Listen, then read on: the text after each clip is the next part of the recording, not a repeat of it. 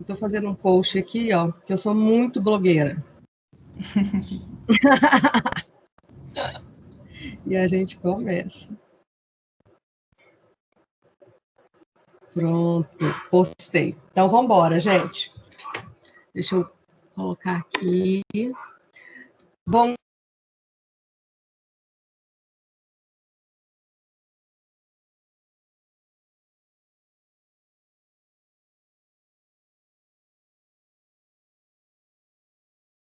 Uai, eu falei bom dia e saí.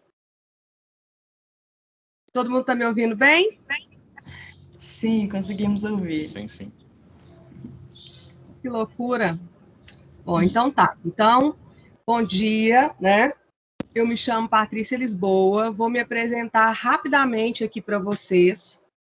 Eu trabalho há 25 anos com comunicação corporativa, já fui diretora de empresas, liderei times de vendas, de planejamento, de desenvolvimento de sites. E no meu processo de liderança, eu acabei me interessando muito pelas pessoas, por entender como é que essas pessoas têm resultados, o que motiva uma pessoa. E isso foi fazendo com que eu fosse direcionando a minha carreira para o desenvolvimento humano. Então, eu fui estudar psicanálise, me tornei psicanalista, fui estudar várias vertentes de coaching, mentoring, psicologia positiva, e nos últimos 8 anos eu trabalho exclusivamente como consultora. A gente vai falar um pouco aqui hoje, né, sobre essa questão dessa atitude mental positiva, como ajustar a nossa bússola interior. E esse é um assunto que, para mim, ele é da maior importância. E por quê? Porque o nosso cérebro, ele domina tudo. E para quem gostar desse papo e quiser acompanhar os meus trabalhos, né, eu estou toda segunda-feira ao vivo na Rádio BHFM, do Sistema Globo de Rádio, falando de carreira e mercado de trabalho. Sou mediadora e apresentadora de um programa que chama Sou BH Talks, que é um programa de entrevistas que trata dos mais variados temas. Tenho também um canal de podcasts, onde eu falo de diversos temas do desenvolvimento humano. E a gente, no final, eu falo de novo o meu LinkedIn, que é Patrícia Lisboa, e o meu Instagram, que é PAT Lisboa, é Pati Lisboa. Gente, uma coisa que eu gosto muito, né, quando eu trago um tema como hoje, né, para a gente falar, é da interação de vocês. Eu sei que muita gente, né, como foi falado para mim aqui, está assistindo lá no refeitório. E aí eu imagino que seja uma conexão só, transmitindo por um tanto de gente. Mas mesmo vocês que estão aí e quem está aqui no Teams também conectado, interaja, faça perguntas, faça comentários, né? Isso só enriquece a nossa dinâmica e o nosso conteúdo. Eu não preparei, né, slides. Hoje eu preparei para a gente conversar mesmo, sustentando aqui toda uma linha de raciocínio para levar para vocês. Então, a gente vai começar falando sobre o seguinte, né? Estou saindo aqui do meu WhatsApp web, porque o trem capita, né? Então, a gente vai começar falando uma frase de Sêneca, o filósofo, que ele diz o seguinte: sofremos mais na imaginação do que na realidade. E aí, quando a gente fala isso, né, é tão profundo a gente entender o poder da nossa mente.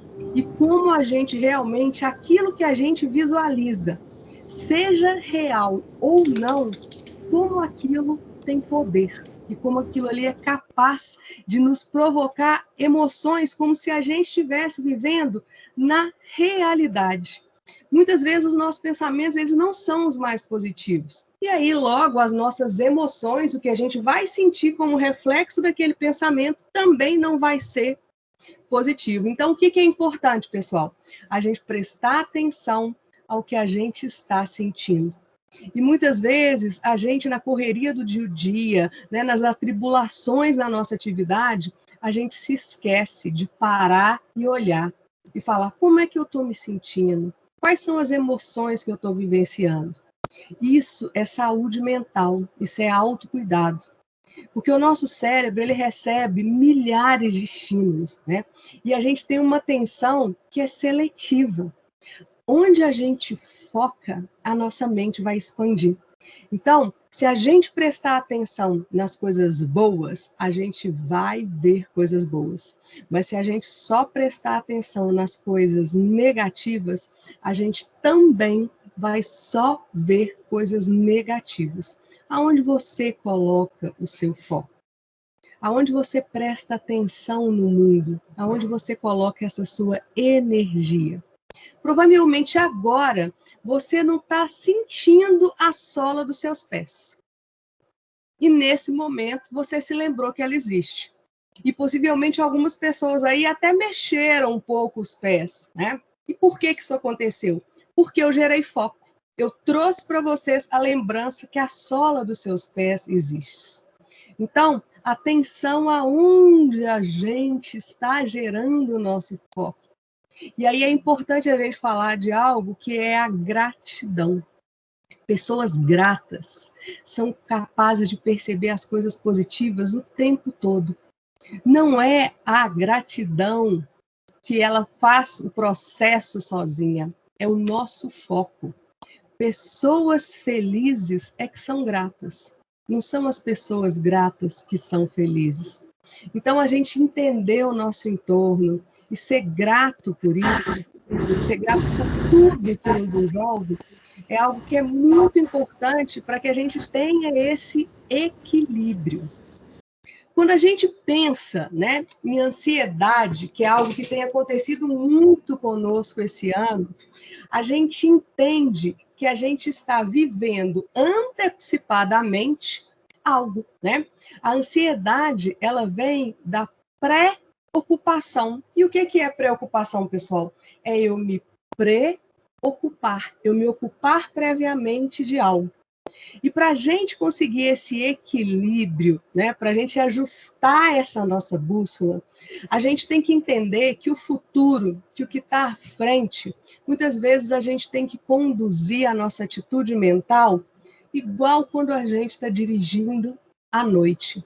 Se a gente pode fazer uma viagem de 1.000 quilômetros, de 2.000 quilômetros, a gente enxerga a estrada toda? Não enxerga. E aí, o que a gente faz para conduzir um carro bem? A gente coloca foco. Não é preciso ver a estrada toda, não é preciso ver os 1.000 quilômetros, né? A gente precisa ver os próximos 20 metros, e depois mais 20, e depois mais 20. Então, pessoas que têm essa presença, né, que é o que a gente chama de atenção plena, que foca no aqui e agora, vivem com menos ansiedade, porque aí elas realmente estão com foco no único momento da vida que a gente pode fazer alguma coisa, que é no presente. Então, atenção aonde a atenção de vocês está sendo colocada, né? Está colocada no passado, está sendo colocada no futuro, ou ela está sendo colocada no único momento que a gente tem capacidade de agir. E aí, por falar em agir, essa é a grande questão do ser humano, né? Eu recebo muitos clientes que vêm me procurar para fazer processo de coaching, para fazer processo de mentoria, e justamente a questão deles é: eu tenho milhões de ideias, eu tenho milhões de cursos, eu sou super competente, mas eu não consigo executar. E aí, toda vez que eu recebo esse tipo de demanda, né, e que ela é muito comum, porque todos nós, em maior ou menor grau, muitas vezes procrastinamos, muitas vezes temos medo, receio. Eu sempre digo a mesma coisa, e que é algo que eu quero que vocês prestem atenção e que vocês levem isso para a vida. Muitas vezes, a gente não age porque a gente planeja demais. E aí existe uma máxima que é a seguinte: primeiro eu decido, depois eu planejo. E aí isso pode parecer estranho, falar, mas Patrícia, como assim? Né? primeiro eu decido, depois eu planejo. Eu não estou dizendo que a gente não tem que pensar, né, nos processos, que a gente não tem que ter uma meta, logo eu que acabei de falar de foco. Não, não é nada disso. Mas eu estou dizendo é que muitas vezes, se a gente começa a planejar demais, o nosso cérebro ele vai começar a apontar para a gente problemas, questões, receios, e a gente vai acabar pensando assim, ah, não, isso aqui está difícil demais. Ah, isso não é para mim, não. E aí a gente deixa de agir. Então, quantas vezes uma situação nos desafia, e aí antes da gente falar, não, eu não vou dar conta, eu não consigo, a gente fala, eu vou fazer. E aí agora eu vou arrumar os recursos de como fazer isso. O que eu tenho que aprender, o que eu tenho que estudar, as parcerias que eu tenho que buscar. Então, é assim que funciona. Muitas vezes a gente tem que decidir o que quer. E aí, a hora que a gente mira na nossa meta, a gente vai buscando todos os recursos, né? Os recursos físicos, intelectuais, de pessoas, para que a gente consiga atingir. Faz sentido para vocês, gente? Quem está aqui comigo, faz sentido para vocês quando eu falo isso?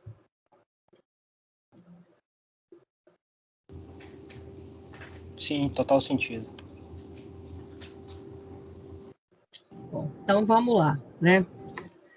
Então, gente, já que a gente está falando dessa questão de atitude, eu vou relembrar aqui com muita gente que eu tenho certeza que conhece, que já estudou em algum momento, né? A lei de Pareto. Em relação à nossa atitude, né, e às nossas ações, Pareto também, né, como para tudo, ele serve perfeitamente. Não é uma opinião minha, é um fato. 80% dos nossos resultados, eles vêm de 20% das nossas ações, que são as ações estratégicas, que são as coisas planejadas, no sentido da gente saber que aquilo ali é importante. Então, elencar prioridade, saber entender o que a gente precisa fazer e o que vai dar mais resultado, é outra questão que a gente tem que exercitar a nossa mente a fazer. Porque a gente recebe o dia inteiro, de todos os canais possíveis, muitos inputs, muitos estímulos. A gente recebe várias demandas. Se a gente não consegue entender quais são aquelas atividades estratégicas que vão garantir o nosso resultado, a gente se perde. Então, é muito importante que a gente tenha essa capacidade de análise, que sim, a gente desenvolve isso. E aí, gente, eu chego numa reflexão que eu considero ela muito importante, né? A nossa missão na vida, ela é promover mudança positiva, é fazer a diferença.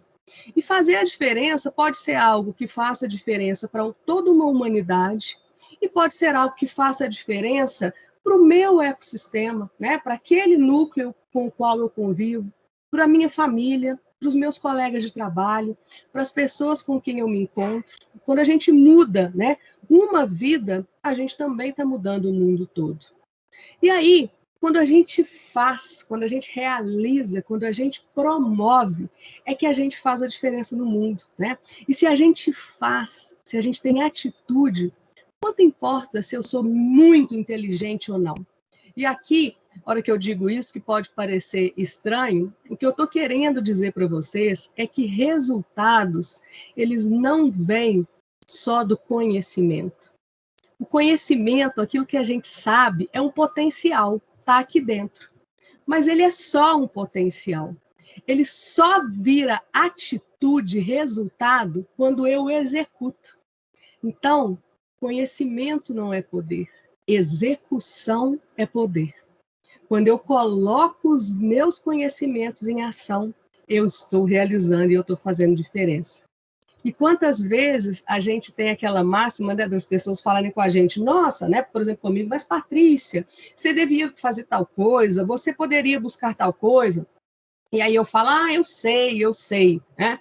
Mas se eu sei e não faço, não seria o mesmo que não saber? Não tem resultado.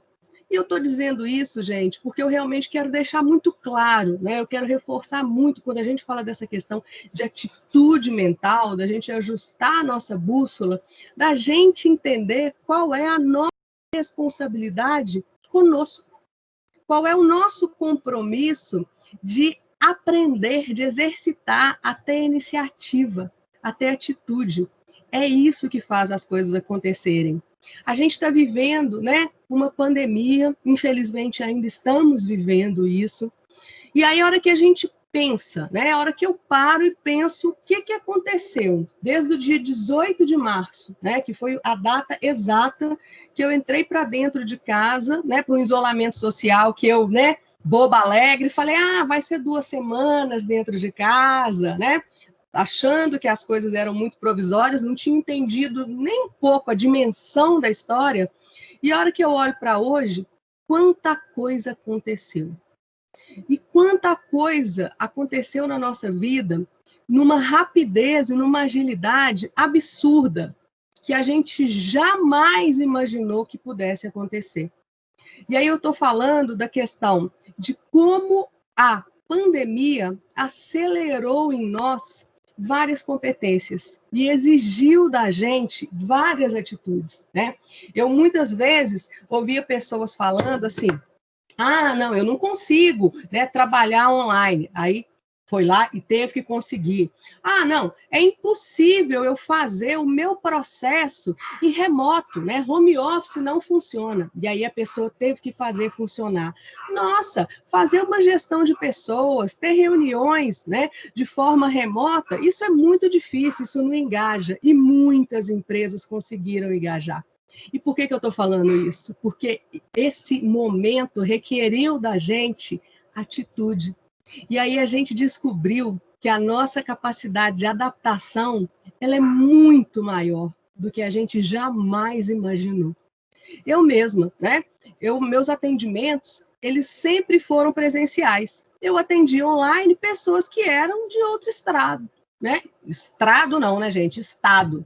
Então, eu tinha sempre atendimentos online, mas era por uma questão geográfica. De repente, eu me vi obrigada a atender todos os meus clientes online. Hoje, eu já estou repensando, né? Meu escritório ainda está lá, minha sala ainda está alugada, mas eu estou, assim, apegada ainda, porque tem funcionado tanto, né, esse relacionamento remoto, porque eu quero que funcione, porque eu fui buscar todos os recursos, porque eu fui buscar softwares, porque eu fui buscar ferramentas de conexão que fizessem com que isso funcionasse.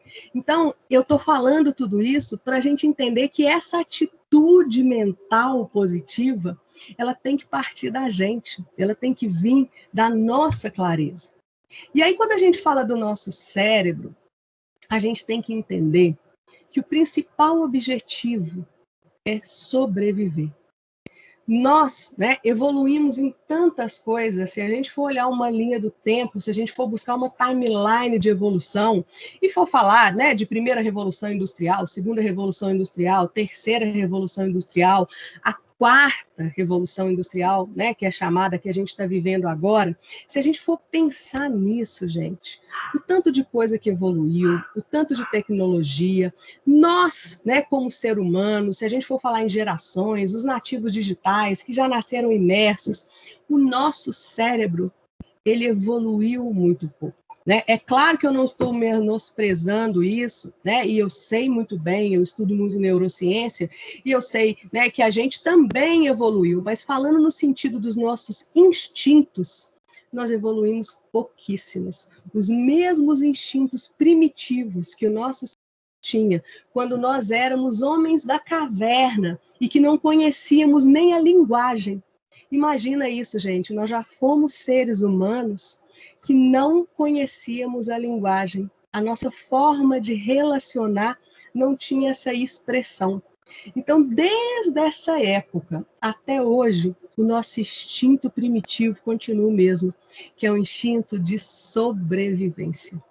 E aí, por que eu estou falando desse instinto de sobrevivência, né? Que fica aqui, ó, nosso cérebro reptiliano, que fica aqui atrás, perto da nuca.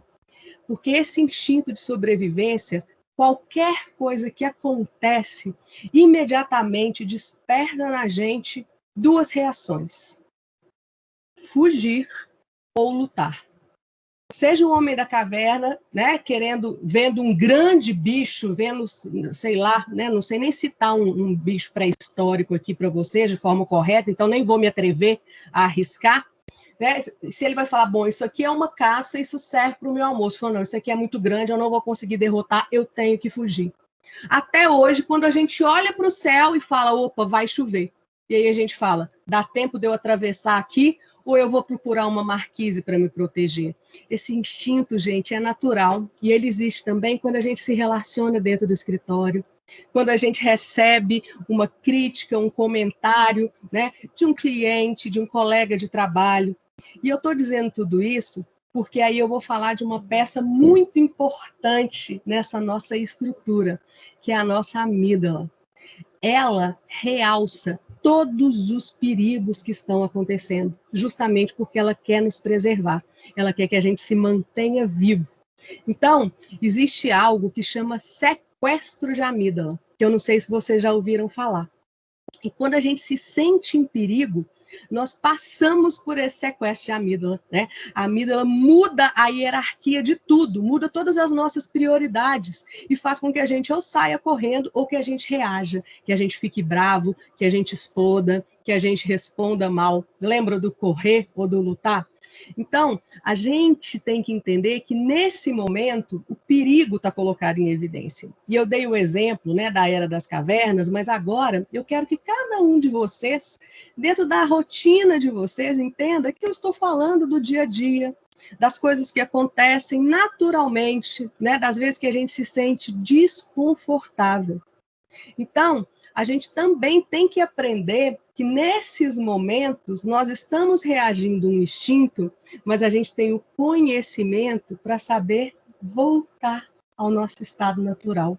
E entender que aquilo ali, né, que aquele perigo iminente, que aquele incômodo que aconteceu, não é algo do tamanho que as nossas emoções muitas vezes desenharam.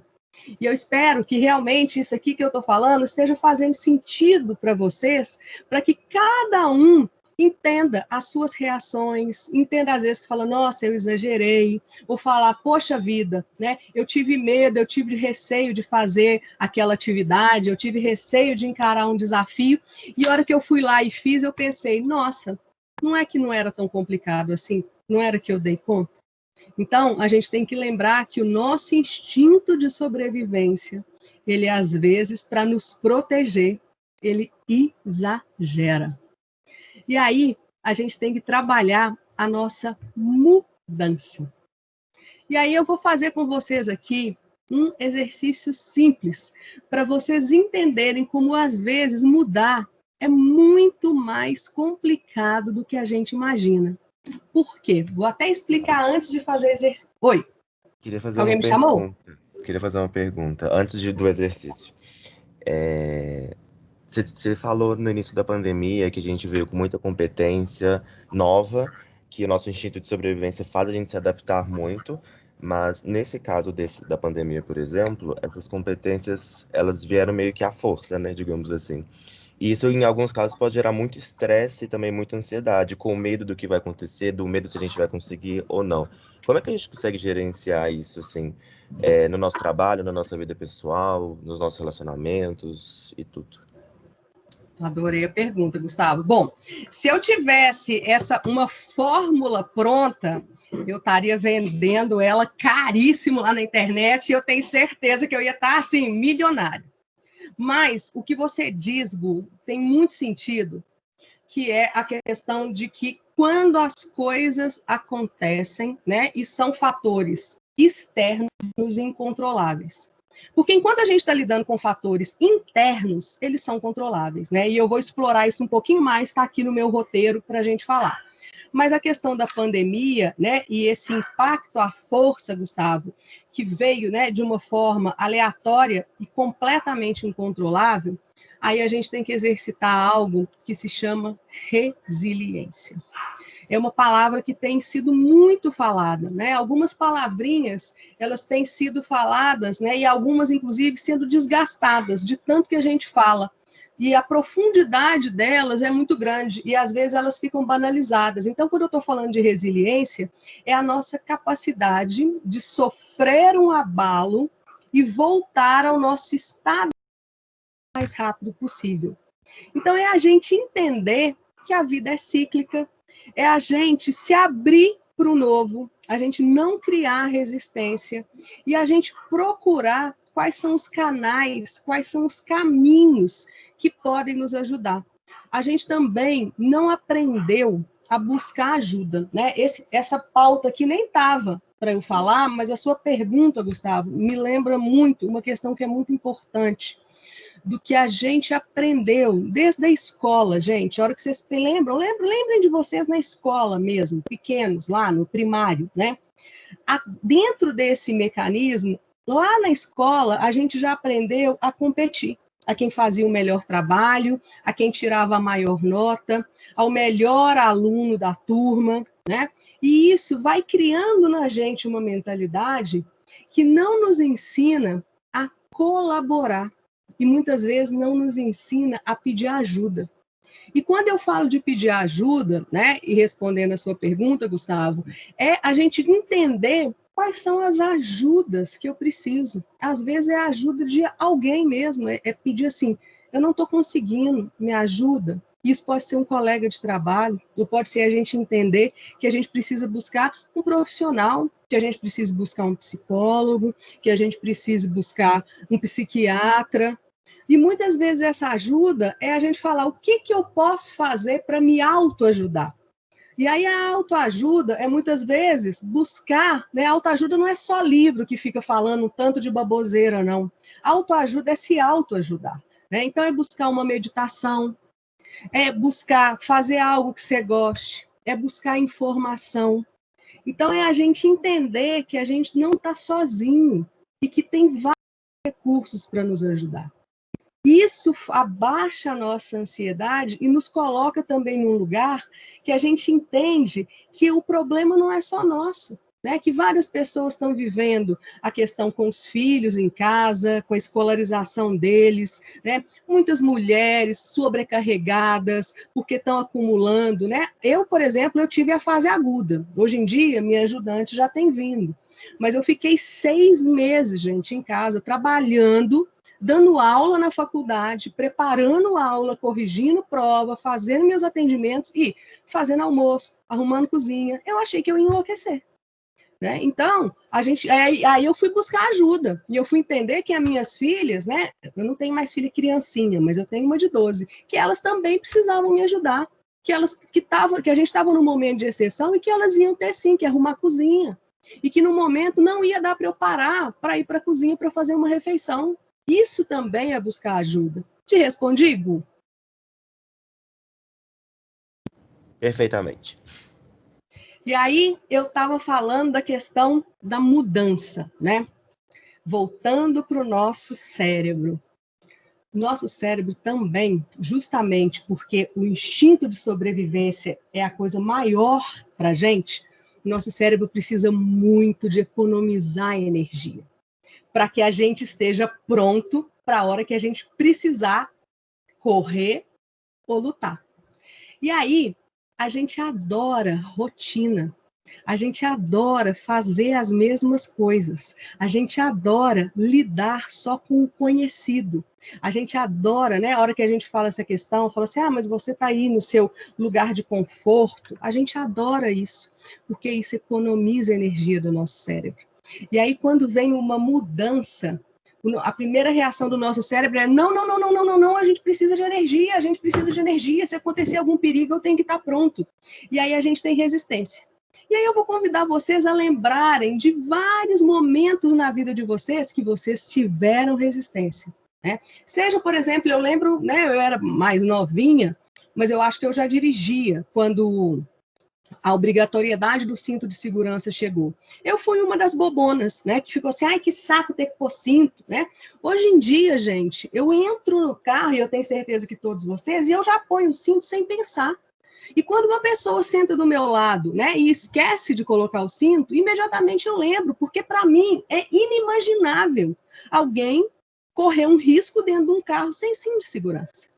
Isso é por vários momentos. Então, agora eu vou fazer esse exercício para vocês entenderem como mudar é difícil, né? E aí eu vou ficar aqui, eu quero que vocês vejam esse ângulo, né? Tá todo mundo vendo meus braços, não tá?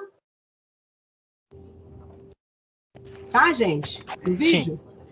né? Então, eu vou convidar todos vocês podem continuar sentados, eu levantei só por causa do ângulo, né? Quem estiver sentado pode continuar sentado, quem estiver em pé, fica em pé, mas eu só vou pedir que vocês façam o seguinte, cruza o braço. Só isso. Cruza o braço e mantém o braço cruzado, né?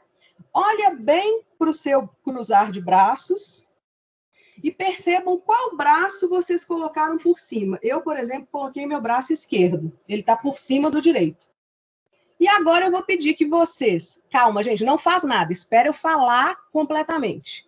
Eu vou pedir que vocês descruzem os braços e coloquem o braço que estava por baixo por cima.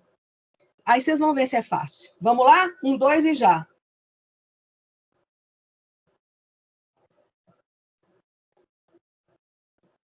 Fizeram? Alguém que fez aí? Compartilha comigo. Foi simples? Foi natural? Uma coisa boba dessa?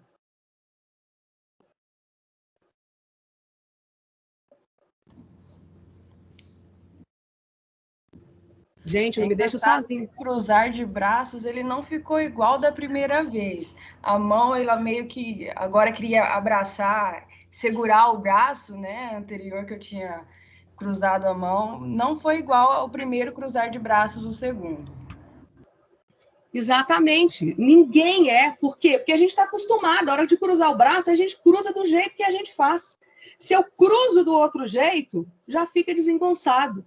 E por que eu estou dando um exemplo tão simples, né, que a gente nem presta atenção? Porque se numa coisa automática dessa, a gente tem dificuldade de mudar, porque a gente está acostumado com o antigo, imaginem nas mudanças grandes, como uma pandemia, como quando a gente está numa empresa e chega um projeto novo, chegam colaboradores novos, chegam gestores novos, né? Mudança, gente, é um processo que a gente tem que estar disponível, né? E disponível aqui. Lembrem-se disso na questão do cruzar de braço. E lembrem que isso também é um instinto nosso, né? Para economizar energia. Então, isso também é resiliência, né? E resiliência é justamente o que eu disse aqui anteriormente, respondendo a pergunta do Gustavo. Resiliência é o tempo que você leva para ir do pico da sua raiva, para ir do pico do seu estresse e voltar para o seu estado normal. Quanto mais rápido a gente consegue voltar, quanto menos a gente fica remoendo aquilo, mais resiliente a gente é. E aí, a gente tem que falar da questão do significado, né? O significado que a gente dá para as coisas faz a gente criar os nossos programas mentais. Vocês já pararam para pensar a história que vocês contam da história de vida de vocês?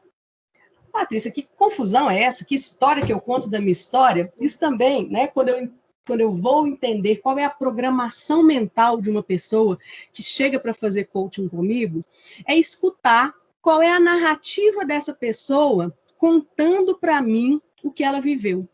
E muitas vezes, a história que aquela pessoa conta, ela coloca ênfase, né? Muitas vezes em problemas, muitas vezes nas coisas que ela não conseguiu fazer, e nas coisas bacanas, nas conquistas, na evolução, nas competências dela, ela passa quase batido. Aí eu falo, essa é a história que você conta da sua história? E se você, né, imaginasse contar outra história dessa mesma história? E aí eu não estou pedindo para inventar nada, não. É para entender mesmo essa história, mas ter uma narrativa diferente, valorizando outros pontos. Isso, gente, é para a gente entender como a forma que a gente vê tem muito poder sobre o que a gente faz. Mapa não é território. E o que eu estou querendo dizer com isso? Aquilo que eu penso é um recorte de algo concreto. É a minha percepção, é a minha lente de mundo. Né? E tem uma frase, quando a gente fala dessa questão de que mapa não é território, que é: nenhum plano de guerra resiste ao campo de batalha.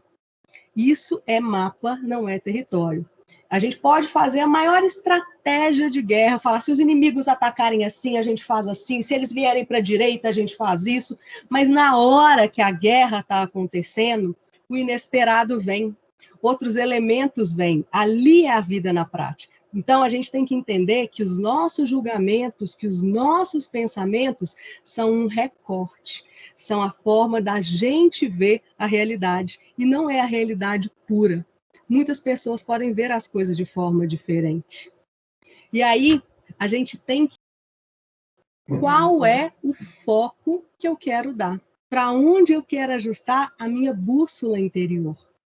Muitas vezes, gente, quando a gente fala de meta, e eu tenho várias pessoas que vêm buscando isso, né? Foram promovidos a líderes e querem desenvolver competências de liderança, são empreendedores e são excelentes técnicos, excelentes advogados, excelentes engenheiros, excelentes arquitetos, excelentes médicos, mas para empreender, falta desenvolver competências.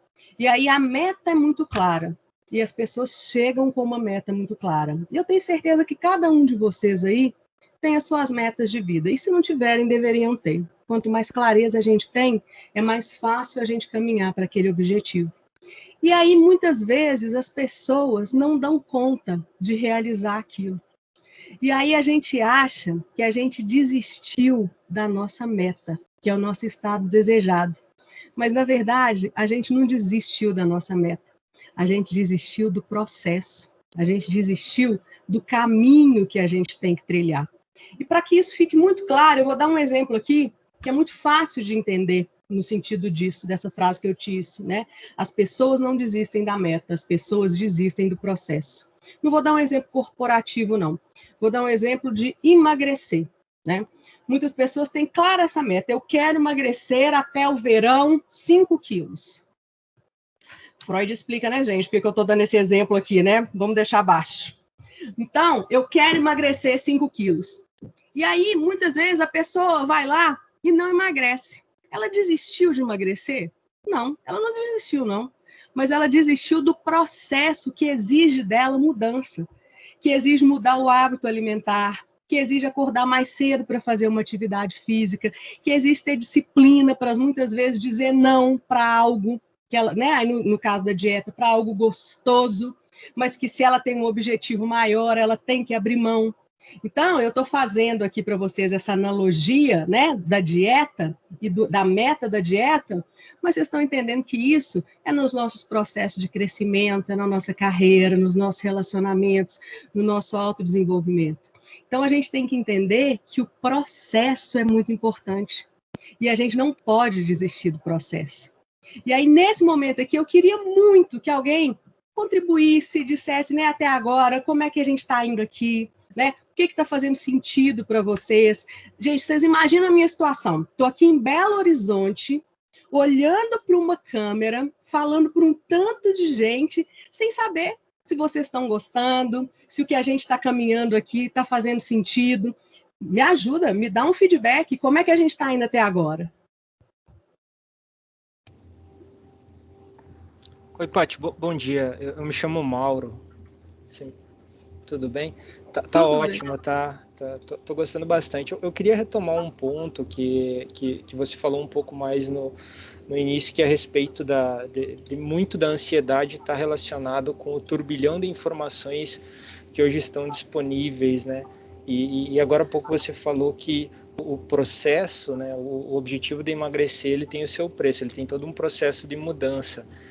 E então, assim, hoje a quantidade de informações disponíveis, você vai ver lá no relatório que o celular ele te dá semanalmente, você vê que até saiu uma estatística, a quantidade de horas que as pessoas hoje estão perdendo muito em redes sociais, né? Que pode sim haver coisas boas, mas ali você está muito acompanhando uma rotina diária que, vamos lá, dependendo de como você atua, os objetivos ela não te agregam muito, né?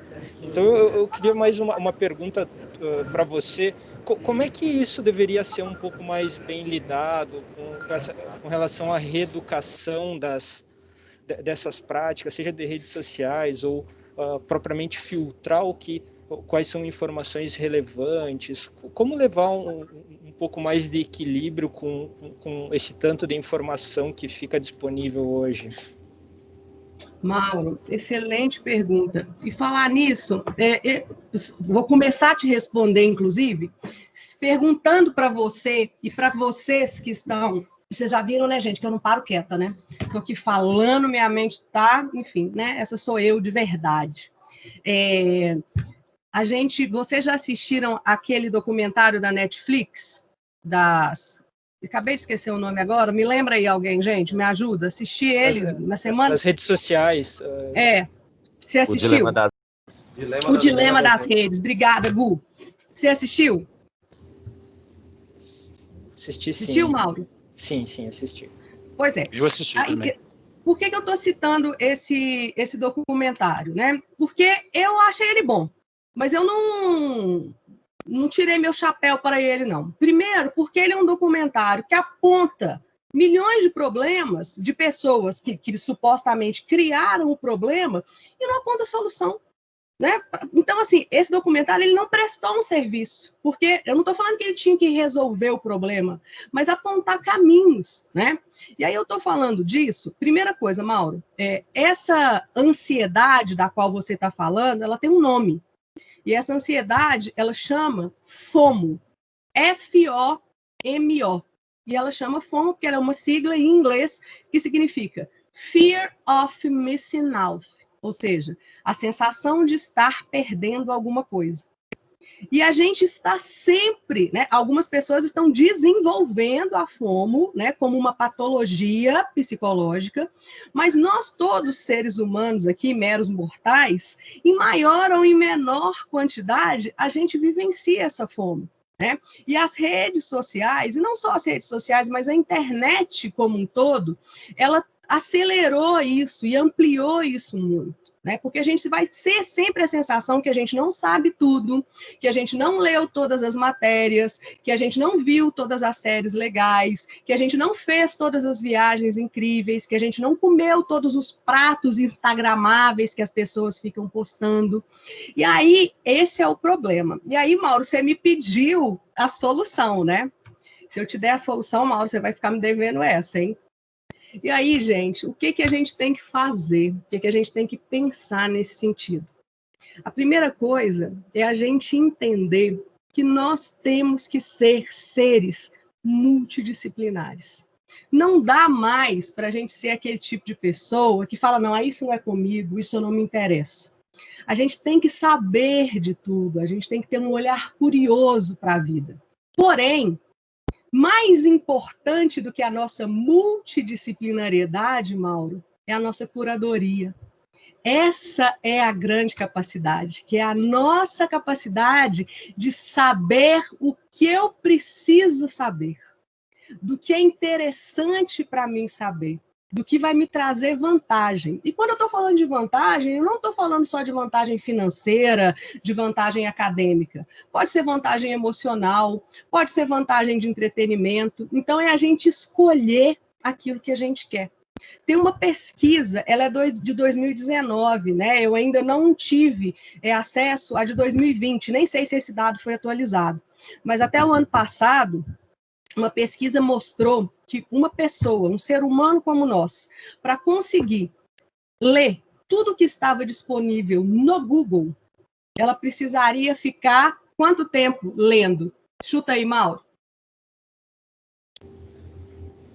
Olha, eu vou dizer que tem que ter umas 100 mil encarnações aí para... O dado de 2019, Mauro, é que uma pessoa teria que ficar ininterruptamente, hein? Não vale sair nem para fazer xixi.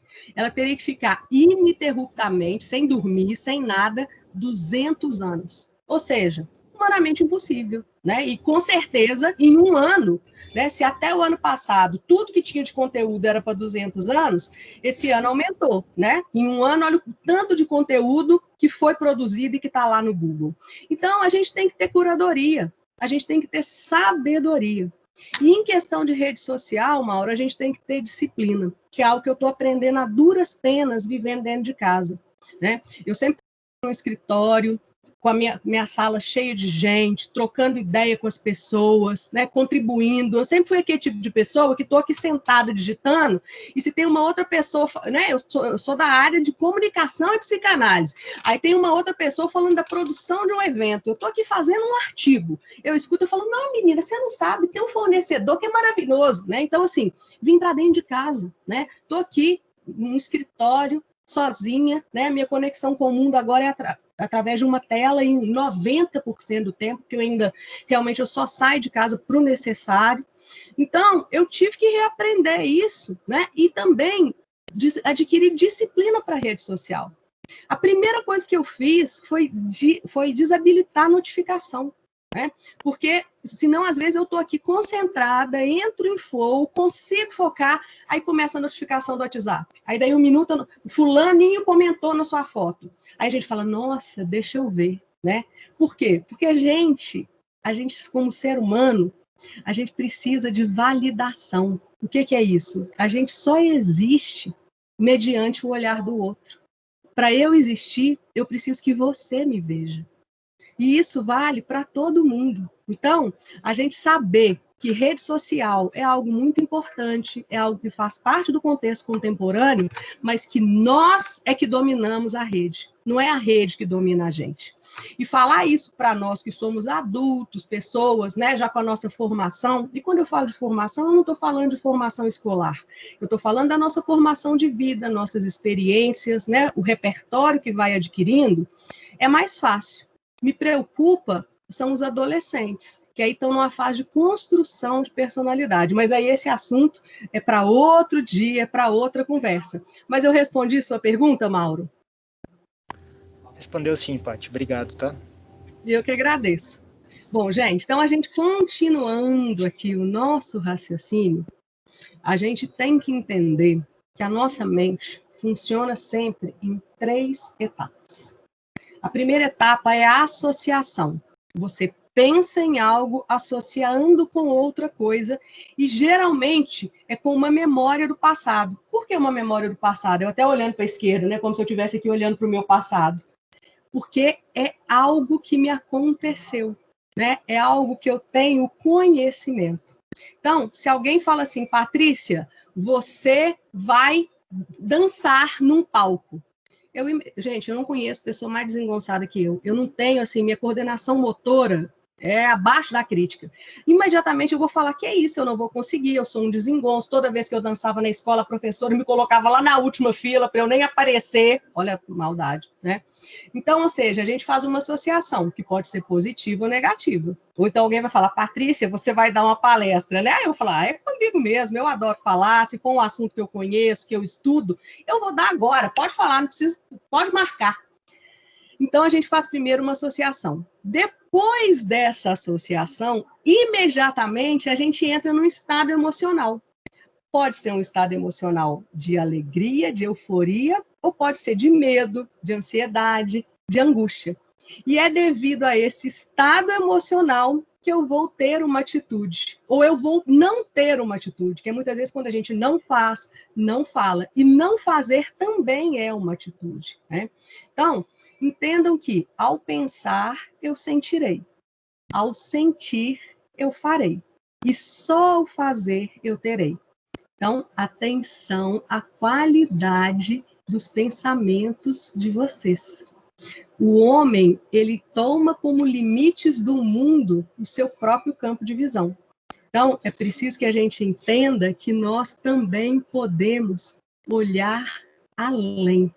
E aí, eu quero falar, olhar além, de falar um pouquinho de inovação. Né? A gente está num momento que a gente só fala disso, de inovação, inteligência artificial.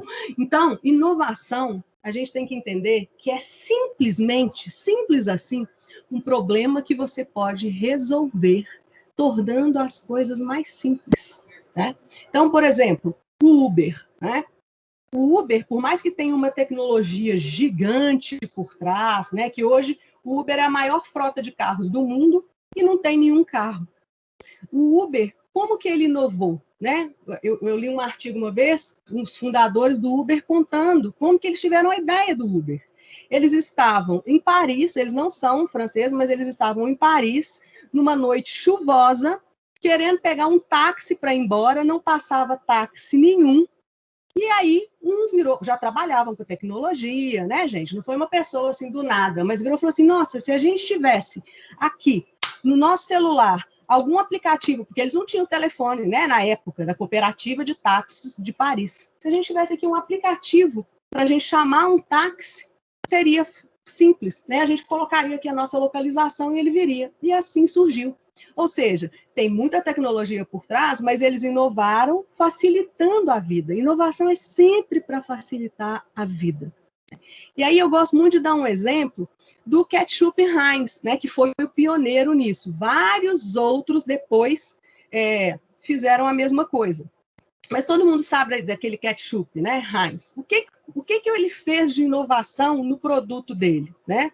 Mudou o sabor? Não. Simplesmente um belo dia eles pensando em designer, né? Como que a minha garrafa d'água está aqui, todo mundo vendo minha garrafa, né? O ketchup era assim, para você usar o ketchup, você fazia assim, a hora que o ketchup ia acabando, era uma luta para conseguir colocar o ketchup nos alimentos.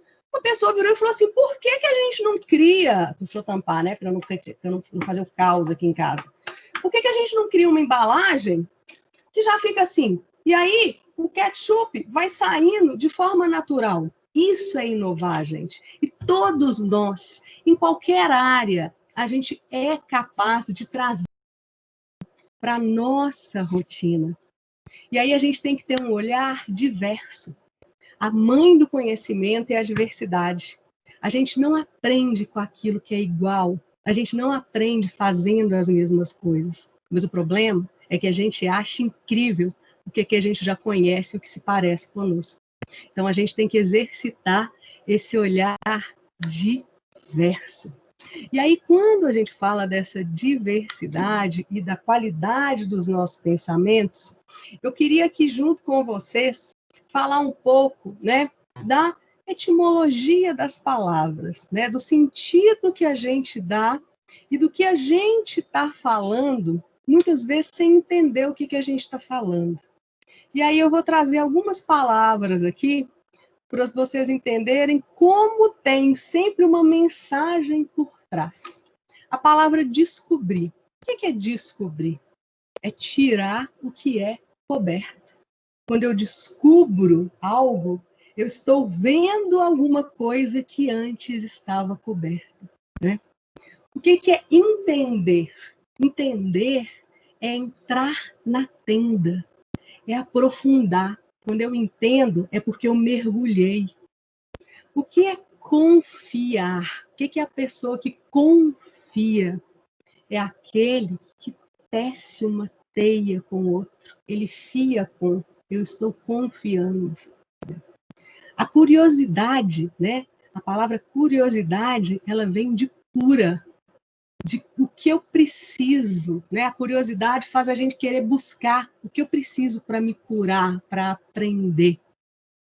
Comunicação é comum ação, é mover junto. Quando eu me comunico, eu estou movendo junto com o outro com quem eu estou me comunicando, né? Como comunidade, é comum unidade. É quando a gente faz parte de uma comunidade, nós somos todos uma coisa só.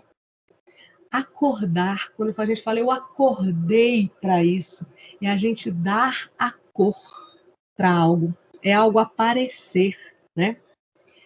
Quando a gente fala em revelar, assim como descobrir, revelar é tirar o véu. Então, quando eu estou dando esses exemplos para vocês, é que o que a gente pensa e a mensagem que a gente traz, ela é muito maior do que às vezes a gente conscientemente tem acesso. E para caminhar aqui para o final dessa palestra, já que a gente está falando de atitude mental positiva, que a gente está falando do nosso poder de mudança, de como ajustar a minha bússola interior, que na verdade é isso, são os meus pensamentos, são as minhas emoções, eu vou dizer para vocês o seguinte, gente, tudo vem de energia. Tudo vem de energia. E a energia, ela vem do corpo. Se você mudar o seu corpo, se você mudar a sua postura, a sua energia muda. Quando você fica ereto, né, você está esticando o seu diafragma. Esticando o seu diafragma, você respira melhor. Você respirando melhor, o seu cérebro é mais oxigenado. Quando você treina melhor o seu cérebro, você aumenta os seus neurotransmissores, você fica pensando melhor. Então, sucesso é transferência de energia. A maioria das pessoas, elas estão pedindo energia. E muitas vezes a gente é responsável por transmitir essa energia. Eu não aguento, gente entediada, né? Que olha para o mundo com a mesma cara, né? Ah, eu tô tendo um problema. Cara de quem tá tendo problema. Nossa, deu tudo certo. Cara de quem deu tudo certo. Nossa, agora nós vamos mudar tudo. Cara de quem vai mudar tudo. A gente tem que transmitir energia, né? E isso, a energia, ela traz para a gente a sorte. Porque sorte, ela é um fenômeno energético. Pessoas vibrantes têm sorte. E pessoas apáticas, elas não têm vibração. Então, eu espero que vocês transmitam energia, que vocês acreditem no poder de vocês. E fica a última mensagem, que experiência não é aquilo que nos acontece. Experiência é aquilo que a gente faz e a história que a gente conta do que nos acontece. Muito obrigada, gente, né, pelo tempo de vocês, por essa 1 hora que a gente está aqui passando juntos. E eu falei para vocês, né, que quem quiser se conectar, né, continuar conversando, vai ser um prazer. Meu LinkedIn é Patrícia Lisboa, meu Instagram é PAT Lisboa, né, Pat Lisboa com Temudo. Eu estou sempre postando vídeo, postando conteúdo. Vai ser um prazer ter vocês por lá. E agora eu gostaria, por favor, né, que algumas pessoas pelo chat, outras pessoas falando aqui, dissessem para mim o que ficou de bom dessa palestra. O que vocês estão levando desse nosso encontro na vida, no mundo?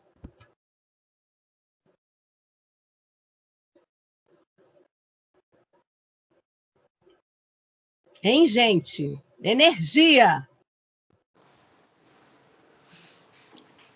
Energia, maior entendimento, né? Perceber o quanto a gente hoje está sendo perseguido, né, pelos desafios desse mundo moderno, corrido, desafiador, é isso. Né? Nos dá um ânimo, nos dá uma certeza que depende da gente, né, para a gente conseguir transformar né, e conseguir superar as dificuldades e ter em todo momento sucesso, né? Como você disse, né? Transferir as nossas energias, né, um ao outro, né, tecer, né, fiar, né, construir uma rede, enfim, tudo que você foi falando aí ficou gravado, né? Muito, muito importante. Obrigado pela contribuição. Eu que agradeço. Quem mais, gente? Anda logo, gente.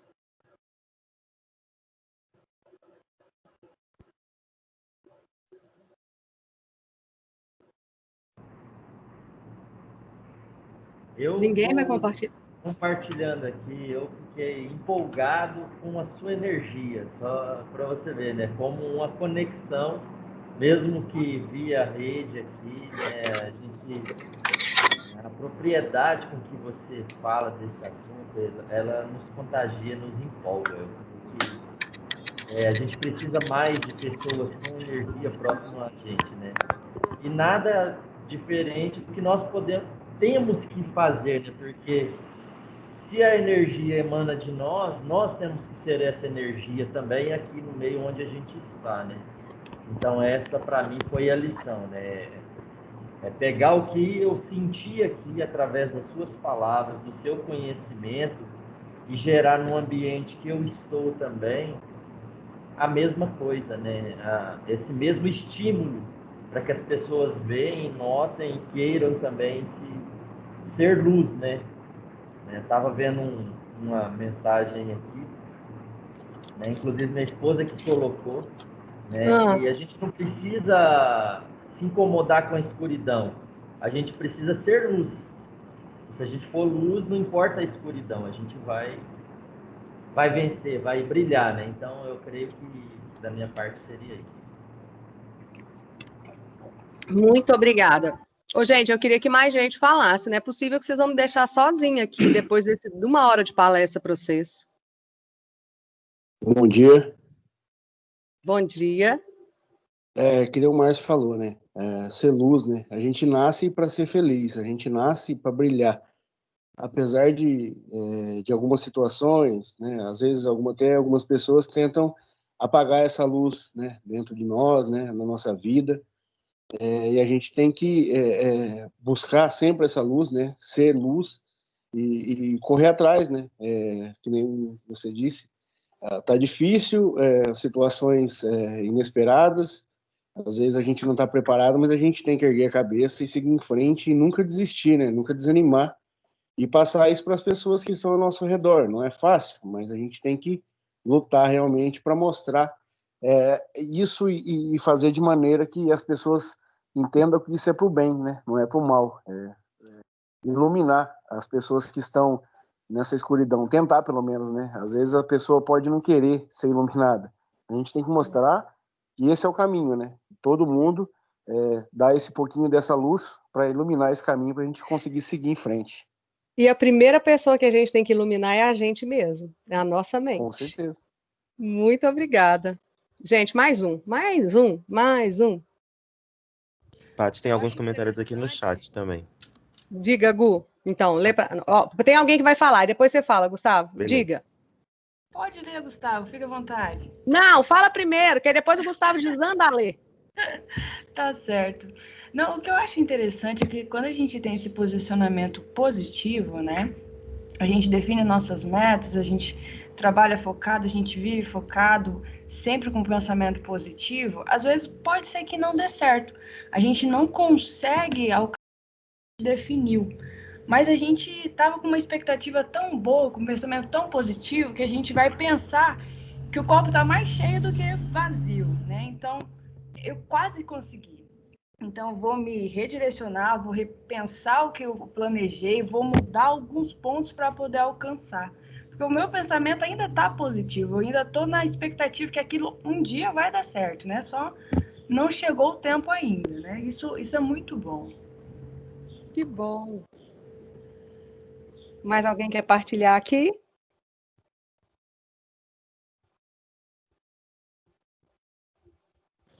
Então, diga, Gu, antes de ler, me diga para você, como é que foi essa palestra, Gu? Espetacular. Acho que esse comentário que tem aqui no chat é muito do que eu penso também. Acho que a gente ouve, e muito dos comentários que foram feitos, assim, que a sua energia contagia a gente para a gente poder repensar na nossa, em como a gente está vivendo, o que a gente pode trabalhar em nós mesmos. A gente sabe que são tempos desafiadores, tempos que podem ser muito estressantes, que podem causar... Eu sou uma pessoa muito ansiosa, né? Mas a gente tenta buscar as melhores ferramentas para trabalhar isso na gente, para a gente viver melhor. E o comentário fala exatamente isso, que foi muito boa a mensagem da palestra, nos ajuda a repensar nas nossas atitudes, as atitudes que tomamos e na melhoria constante que podemos proporcionar a nós mesmos e as pessoas que estão ao nosso redor. Foi espetacular. Que bom, gente. Então, aqui, ó, 10h03, eu sei que muita gente tem compromisso aí. Eu me despeço de vocês, agradeço a oportunidade, agradeço a Olos pela parceria e eu espero que esse seja o nosso primeiro encontro de muitos. Quem sabe a gente não se rever por aí, né? Um beijo para vocês e um ótimo dia. Obrigado, pessoal. Lembrando que aqui no chat tem o link da nossa pesquisa, não deixem de responder, deixar o feedback e também sugestão para as próximas. Obrigado por hoje, pessoal. Obrigada, Paty. Obrigada, Obrigado. Gustavo.